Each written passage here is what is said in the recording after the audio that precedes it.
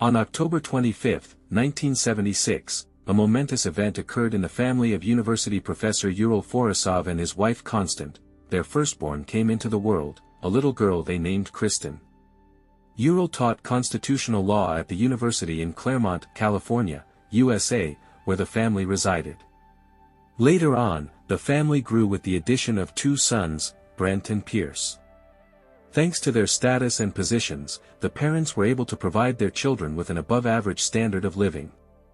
Both aspired for their kids to achieve at least the same level of comfort they enjoyed themselves. So Constant took it upon herself to nurture Kristin from an early age. The girl was enrolled in ballet classes and trained in modeling. If Kristin chose this as her specialty, a great professional future would open up before her. And she had no shortage of talent, but the girl was more drawn to ballet and the opportunity to express herself through body movement. It was a new universe unfolding before her not yet fully formed but already brilliant mind. Kristin's giftedness was so evident that, despite her young age, she was already participating in public performances, outshining professional ballerinas. The success of this talented girl was undeniable. If she continued developing at the same pace, she would surely become a star on the stages of world-renowned theaters, such as the famous Paris Opera in Milan or the Bolshoi Ballet in Russia. But life is not a calm river, at least not for everyone. Kristin suffered a severe injury, tearing the ligaments in her ankle. The doctor's verdict was bleak: the joint would never fully recover and be the same as before. This meant the end of the young prima's stellar ballet career. She would never dance on stage again. Kristin's dreams were shattered, immeasurable sadness filled her heart, relentlessly pushing the girl into depression. Having barely finished school, she found herself in the grim world of substance abuse and alcohol, which she turned to in order to escape reality. Tension in the family grew when the parents found out that their daughter was not only using psychoactive substances but also spending the money they gave her for high school education on them, as Kristin herself had no income. The severity of arguments reached a point where the police had to be called, and the atmosphere at home became unbearable. But the parents, who stood by their daughter in joyful moments, did not turn away from her in this trial. Gradually, over several months, the pain did not disappear completely but slowly subsided. In 1994, Kristin returns to normal life again, ready for a fresh start. She decides to enroll in university. If she can no longer dance, at least she will try to find herself in another field. But is such a drastic change even possible? Despite the girl seemingly recovering, her mental state deteriorated again in 1995. The agony of depression returned, wreaking real havoc on the young woman's mind. Here she is, on the edge of the abyss, ready to take the fatal step to leave this world that torments her so much that she no longer sees the point in living. Fortunately, the suicide attempt was unsuccessful. Kristin was saved, but her psyche was in the worst state it had ever been. The only possible solution for her was to temporarily leave her family. Kristin embarks on a journey to another country, to the Mexican city of Tijuana on the U.S. border. An interesting coincidence: at the same time, 22-year-old Greg de Villers was heading there with his brothers. That's where he met the young woman with whom he immediately felt a connection. They spent a few days together, and the chemistry between them was so strong that they decided to meet again as soon as they returned home.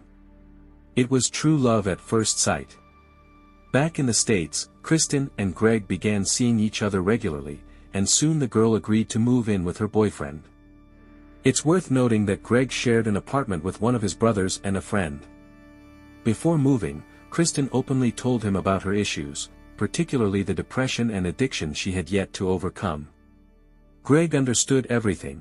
He realized that using prohibited substances would ultimately ruin their relationship and prevent them from building a future together.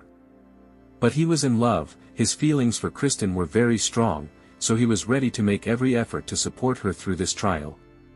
By the way, ever since Kristin moved in, the roommate's belongings began to regularly disappear, be it jewelry, cash, or even checks.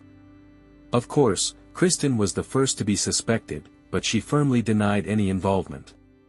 However, her secret was exposed when the missing items were found in one of her purses.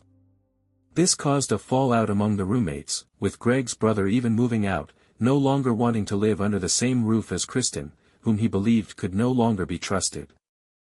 But Greg understood that theft to get money for drugs was, unfortunately, one of the darkest aspects of addiction. He did not turn away from Kristin and continued to care for her until the girl could rid herself of the demon that had tormented her for so long. Greg's efforts were not in vain. Weeks passed, then months. Thanks to this unconditional support, Kristin managed to achieve full detoxification, which was unimaginable just a few months prior. The young woman came to her senses completely, enrolled at the University of San Diego, where she excelled in her studies, becoming one of the top students in her program. Naturally, in 1998, she graduated with honors. This achievement allowed Kristin to get a job as a toxicologist at the San Diego County Medical Examiner's Office. A new professional career full of opportunities opened up before her, another reward and a second chance to change her life.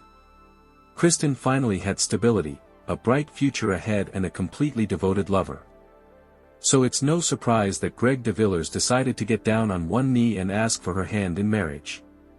A real dream come true, especially considering the chaotic past and numerous hardships Kristin had to face.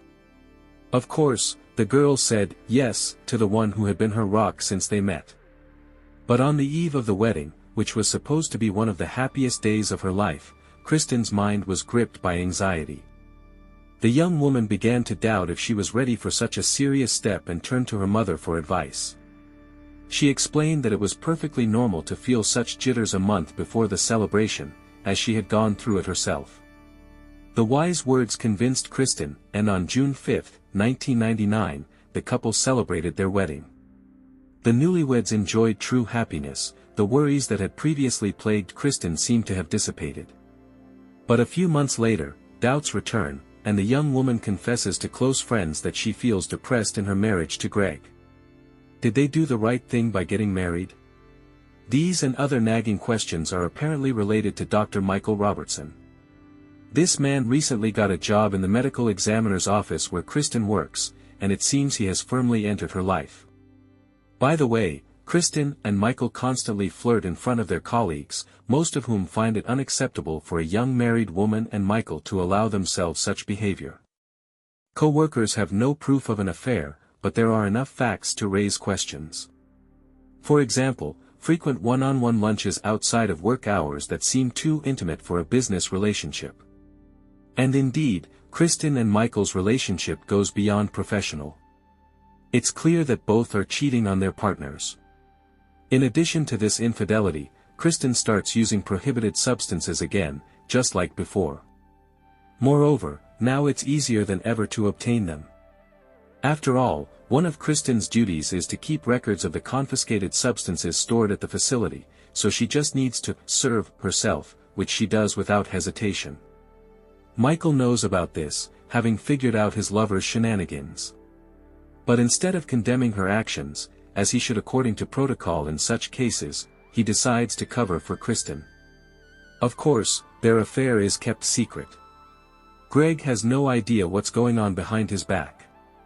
In truth, the man has not a shred of doubt about his wife, he has proven himself worthy of her. But in this world, any secret sooner or later becomes apparent. Greg finds a love letter in Kristin's purse, written by her lover. A huge scandal erupts.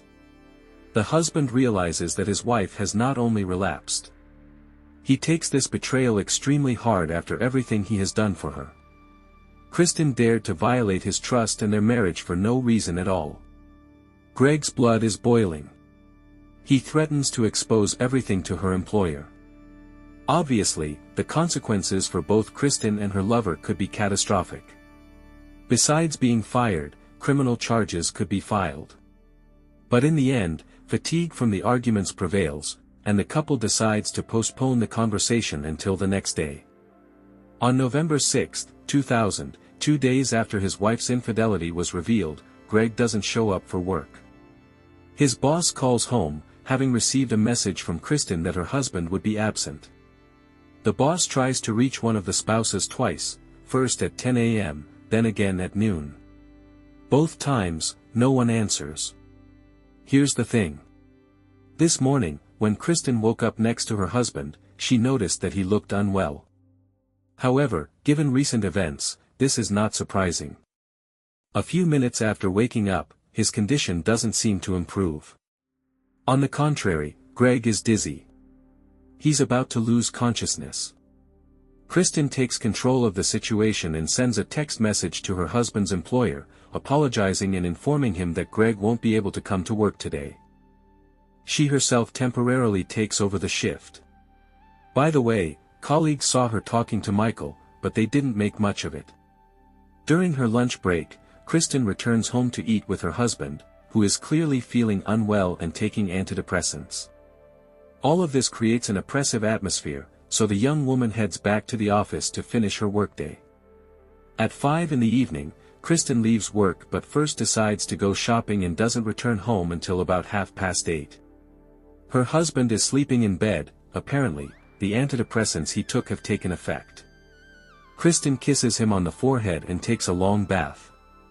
When she comes out, she gets ready for bed and lies down under the covers next to her husband. The clock shows 9 in the evening. Suddenly, she notices that his skin is cold. Kristin touches Greg, and the coolness of his body alarms her, especially combined with the complete lack of response. Panic rises. It seems the man has lost consciousness. Kristin rushes to the phone and dials the emergency service number. The time is 9:20 p.m. The young woman explains that she has just found her husband unconscious in bed. The paramedic on the other end of the line instructs Kristin in detail on how to perform CPR. Before that, the woman has to move Greg's body to the floor and then start the massage. When the ambulance crew arrives, they see the unconscious man on the bed, strewn with rose petals. They also notice a diary, apparently Kristin's, open to a page where she lays out her plan to divorce her husband. Upon arrival at the hospital, Greg DeVillers is pronounced dead. The wife answers various questions from the medics. At first, she assures them that her husband did not use drugs and was categorically against it. But just a few seconds later, she admits that he was taking psychoactive substances and antidepressants. The police show up at the couple's house to hear Kristin's version. She talks about her day and hints that the rose petals were a farewell message from Greg, a symbol of the end of their relationship, like wilted flowers. To the cops, it looks like the man, gripped by emotional pain, took his own life, unable to accept a situation that was too difficult. This theory is confirmed after the autopsy of the deceased. A significant amount of psychoactive substances is indeed found in his body. It appears that Greg committed suicide, unable to bear the thought of losing his beloved.